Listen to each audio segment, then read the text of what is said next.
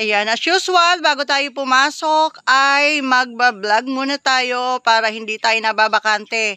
Ayan, kapag hindi ako nag-vlog sa umaga, pagdating ko sa hapon, pagtatrabaho naman sa garden, pag mamanage naman ng garden, ang ginagawa ko, kaya wala akong time mag-vlog sa hapon pagdating ko. Kaya dapat bago tayo talaga umalis sa umaga ay nakakapag-vlog. Kaya for this vlog, ang pag-uusapan natin ay eto tayo ngayon sa lugar ng aking mga mother plant. Meron ako nakita dito na isang variety na maganda nga. Ayan. Ito. Nakalagay siya sa timba. Bagong mother plant ko pa lang to. And then nakagrap siya sa ganitong puno. And then ito yung kanyang mga bulaklak. Yan.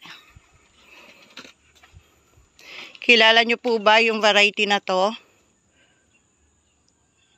Napakaganda ng pagkakabuka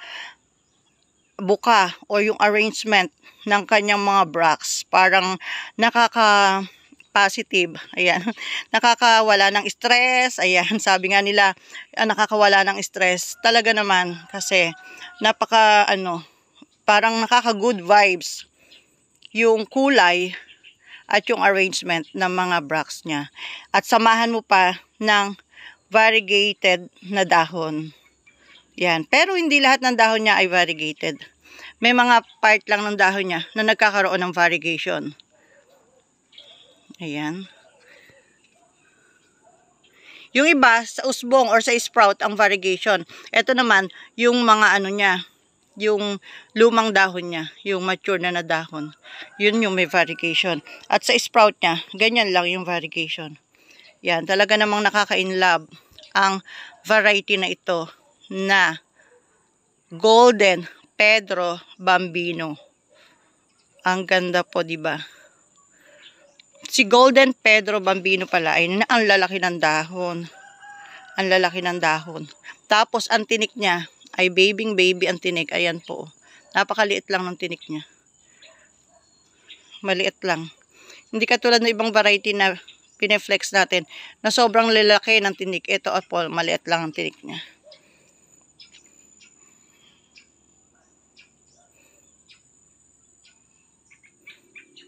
Ayan, ang ganda po, di ba?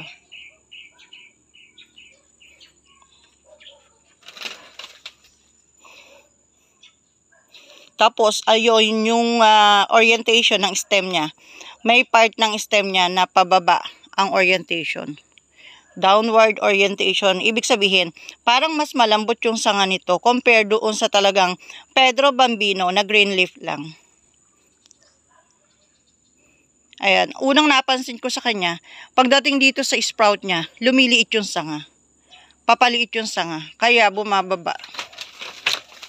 bumabagsak ang orientation. Yung talagang Pedro Bambino ay pataas ang orientation. Ang dami pong bulaklak, di ba? Ito pa lang po yung mother plant ko ng Golden Pedro Bambino. So wala pa po tayong na popropa or pwedeng ibenta sa ating live selling nitong Golden Pedro Bambino. Ito pa lang po yun. So ipanggagrap ko po muna siya. Then pagkatapos po na ipanggrap, ay pipili tayo ng malaking puno para doon siya ilagay para mabilis siyang dumami, mabilis sumaba. Ayan. Then saka pa lang tayo makakapagpropa ng rooted kapag naparami na natin to sa grafted. Ayan. Karamihan po sa mga pineflex ko sa inyo na variety ay mga bagong variety at wala pa tayong napopropa. Pero yung kay Lisa po na last vlog natin, ang dami na po naming naibenta nun kasi po yun, madali pong patubuin. Pero ito pong si Pedro, konti pa lang po kahit po yung hindi Golden Pedro, yung talagang Pedro lang talaga, konti lang po yung naibebenta namin kasi mabagal po humaba yung sanga. Etong Golden Pedro malalaman po kasi maliit yung mga sanga niya, mukhang mabilis siyang humaba. Kasi ito maliit lang yung puno pero mahaba agad yung sanga. Pag nilagay ko ito sa malaking puno, mas lalong bibilis humaba ito. Kaya palagay ko mabilis tayo makakapagparami nito. Kaya lang, hindi ko lang alam pagdating sa pagpapatubo or pagpopropa kung mabilis siyang patubuin. Kasi po may mga variety na like yung blueberry ice. Ang dami ko nang naipatanim nun pero kukunti pa lang yung nabubuhay. Wala pa nga yata kami nabebenta dahil yung nabubuhay niya matagal pang palakihin. Mabagal umusad, hindi siya fast grower. So yun po, depende po doon sa characteristics ng variety na yun kung magkakaroon tayo ng pambenta agad o hindi. Pero sa ngayon po, inuulit ko, wala pa po tayong pambenta na Golden Pedro Bambino. Pararamihin po muna natin ito sa pamamagitan ng pag-graph. Pag marami na, ayun, madali na tayo makakapagbenta. Okay po, marami pa po akong variety dito na bago. Hinihintay kong mamulaklak. Then pag may flower na po, ay pakikita ko po sa inyo kung gaano siya kaganda. Yan. Pinapahaba muna. Marami tayong mga bagong variety dito. Tuloy po kasi ang pag-collect ko ng mga bagong variety. Ito yung mga dati ko dito. Ayan. Yung mga magagandang variety natin na naibebenta sa live selling. Dito po nanggagaling yon. Kaya siguro mabilis mamulaklak kasi nakakalbo sila lagi. Lagi ko silang kinukuhanan ng pantanim. Yung raspberry din, ang dami ko nung napatanim pero wala pa yata ako nabebenta. May mga variety po kasi na mahirap patubuin. Minsan naman pag tumubo, mahirap namang palakihin. So tuloy po ang pagpaparami ko ng mga varieties, pag-upgrade ng mga varieties para ayan, mag-enjoy kayo, kakakolek kasi ang ganda naman talaga nila. Huwag niyo po hinahayaang humaba yung sanga, nawawala po yung ganda. Pagka po alaga siya sa trim, nakatumpok lang kanyang mga bulaklak, mas maganda po siya. Para siyang bouquet. May bulaklak ka, may bouquet of flowers ka everyday. Dahil once na namulaklak siya, matagal mo siyang nakikita. Tingnan niyo po ito, lagi kong kinukuhanan ng sanga. Yan, ganyan lang siya. Sama-sama siya.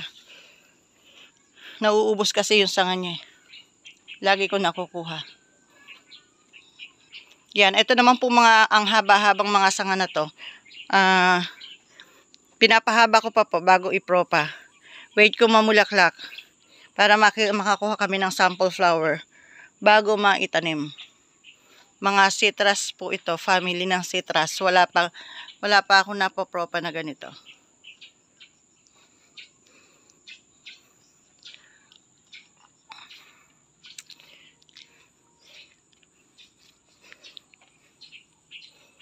Ayan, ito naman po yung pinapaganda para maipambenta. Ayan, meron po tayong binibenta sa live selling natin.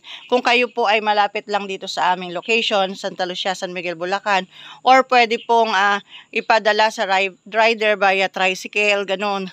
Kung medyo malapit kayo dito, pwede po kayong mag-mine sa aming live selling ng mga potted bougainvillea na ganito.